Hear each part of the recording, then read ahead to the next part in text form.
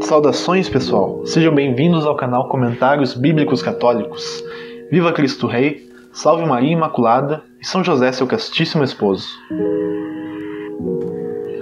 No vídeo de hoje, falaremos sobre os popularmente conhecidos Reis Magos. Um pouco de sua identidade, da sua simbologia, da sua busca por Cristo e como podemos entender, literalmente e espiritualmente, tal encontro dos Reis Magos com o menino Jesus. Mateus, capítulo 2, versículos 1 ao 12. Tendo, pois, Jesus nascido em Belém de Judá, no tempo do rei Herodes, eis que magos vieram do Oriente a Jerusalém. Perguntaram eles: onde está o rei dos judeus que acaba de nascer? Vimos a sua estrela no Oriente e viemos adorá-lo. A essa notícia, o rei Herodes ficou perturbado e toda Jerusalém com ele. Convocou os príncipes dos sacerdotes e os escribas do povo e indagou deles onde havia de nascer o Cristo. Disseram-lhe: em Belém, na Judéia, porque assim foi escrito pelo profeta. E tu, Belém, terra de Judá, não és de modo algum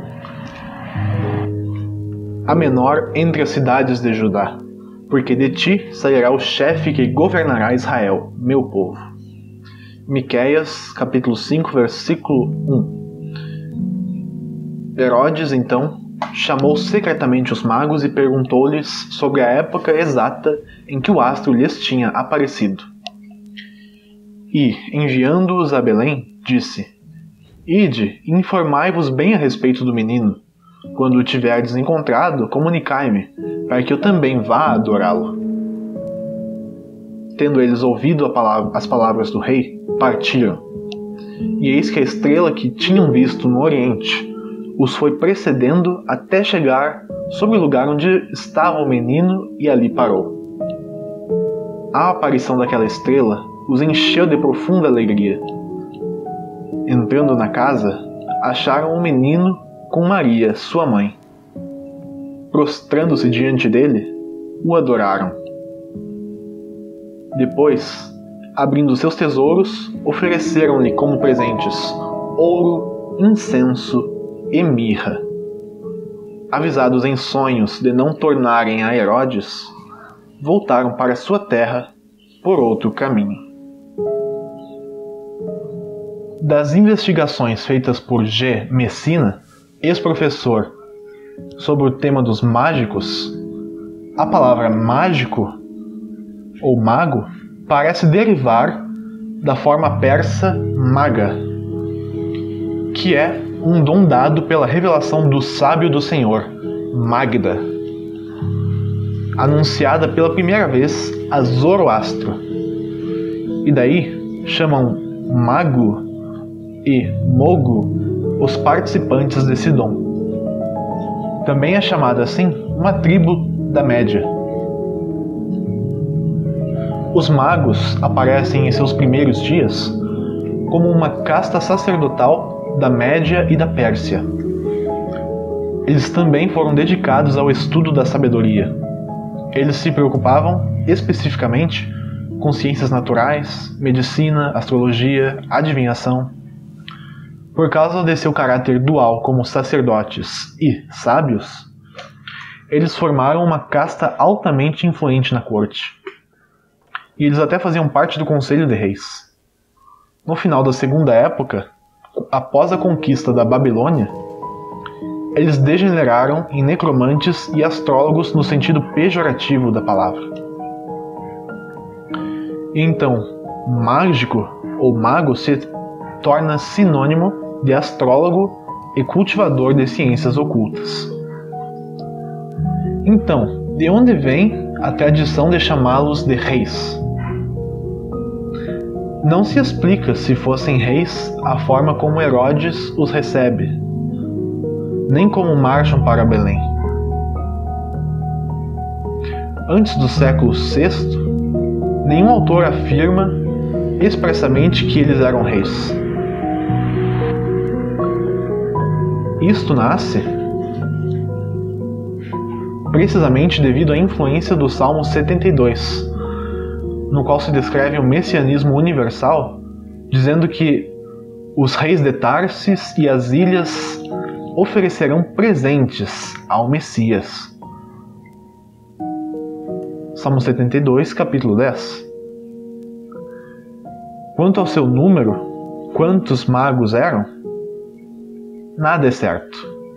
Nas pinturas das catacumbas e dos monumentos antigos, são representados às vezes como 2, como na igreja dos santos Pedro e Marcelino do século III, como 4 nas catacumbas de Domitila, século IV. Outras vezes, são representados em número de 6. E chegam até a atingir 12 em algumas representações siríacas e armênias,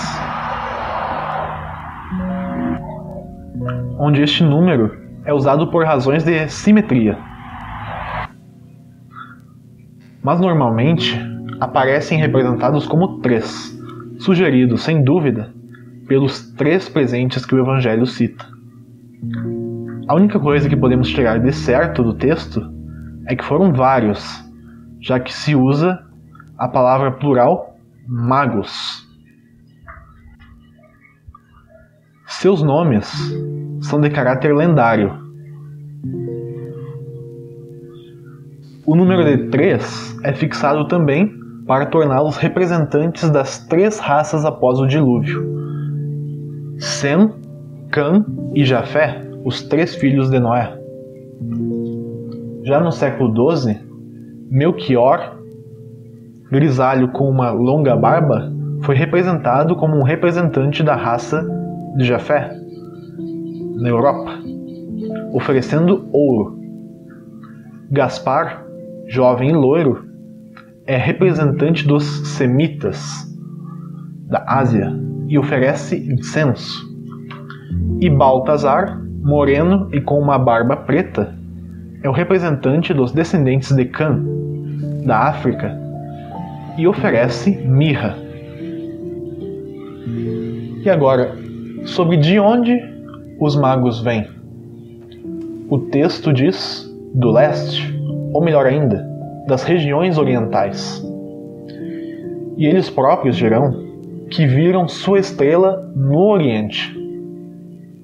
A referência no leste é sem dúvida uma referência ao ponto cardeal.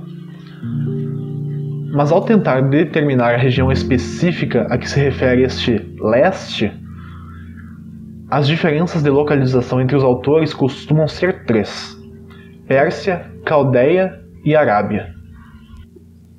Esta passagem dos Reis Magos é lida durante o momento litúrgico da Epifania do Senhor.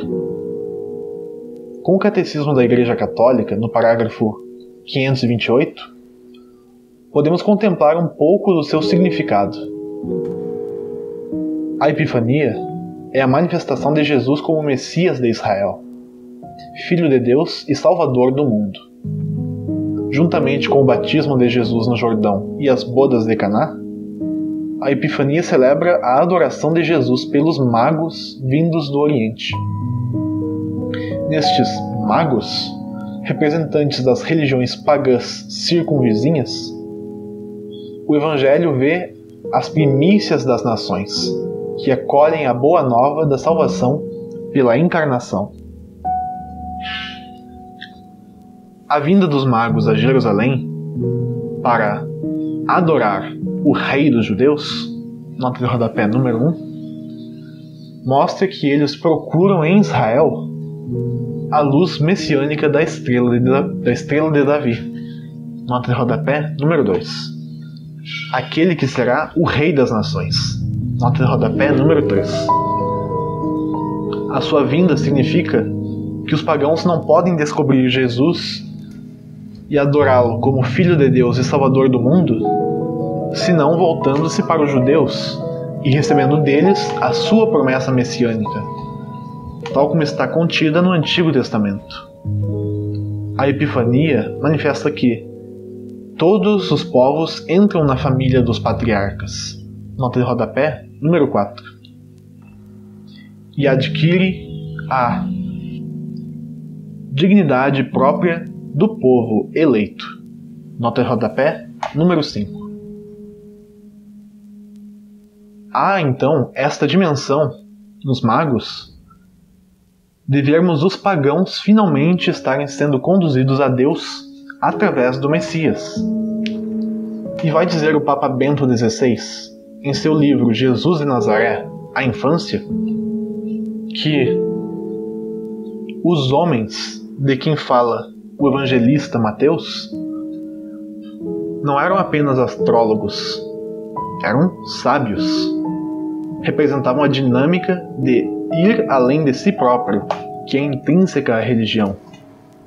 Uma dinâmica que é a busca da verdade, busca do verdadeiro Deus e, consequentemente, também filosofia no sentido originário da palavra.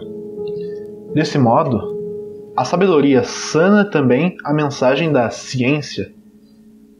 A racionalidade dessa mensagem não se detinha meramente no saber, mas procurava a compreensão do todo, levando assim a razão às suas possibilidades mais elevadas. Podemos com razão afirmar que os reis magos representam o caminho das religiões para Cristo, bem como a autossuperação da ciência rumo a ele.